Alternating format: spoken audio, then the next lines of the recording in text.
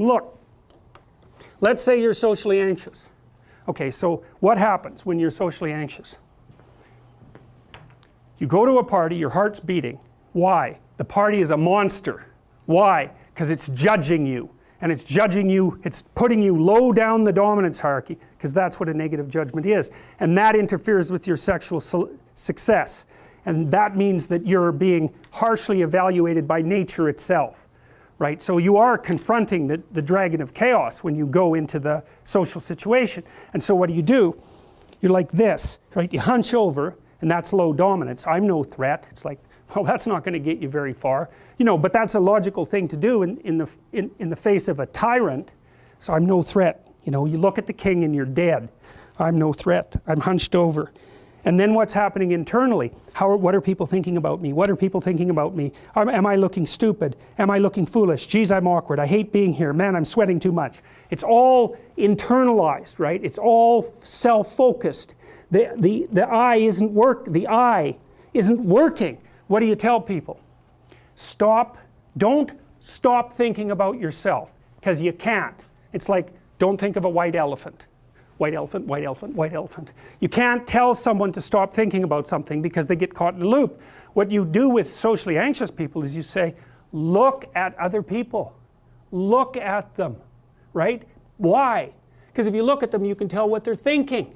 And then unless you're terribly socialized, and some people are. Some people have no social skills, and so the reason they can't go to a party is because they don't even know how to introduce themselves. Like no one ever taught them how to behave.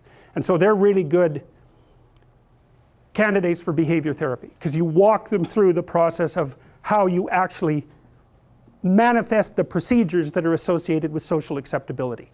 But most people aren't like that. They have the ability. So if they're really introverted and high in neuroticism, they can usually talk quite well to someone one-on-one. Why? Because they look at them. Well, if I look at you, it's another thing to do if you're ever speaking to a group of people. Never speak to the group of people. That doesn't exist. You talk to individuals, and then they reflect for you the entire group, because they're all entrained. So you look at one person, they broadcast to you what everyone's thinking, and you know how to talk to one person. So it's easy. So as soon as you focus on the person, not you, you push your attention outward, use your eye, you push your attention outward, and you start watching. Well, then all your automatic mechanisms kick in, and you stop being awkward. Because if we're talking and I'm looking here, I don't know what you're going to do next, and I'm going to put disjunctions into they're like bad chords in the melody of our conversation. And the reason is I'm not paying attention. So that's why the eye is the thing at the top of the pyramid. It's like the thing that enables you to win the set of all possible dominance hierarchies is the eye. Pay attention. Pay attention. That's the critical issue. That's why the Egyptians worshipped Horus. That's why Horus was the thing that rescued Osiris from the depths. It's the capacity to pay attention. What do you pay attention to most? What your right hemisphere signals as anomalous. It attracts your attention. It's like, this isn't going quite right. I'm not looking at that. Wrong.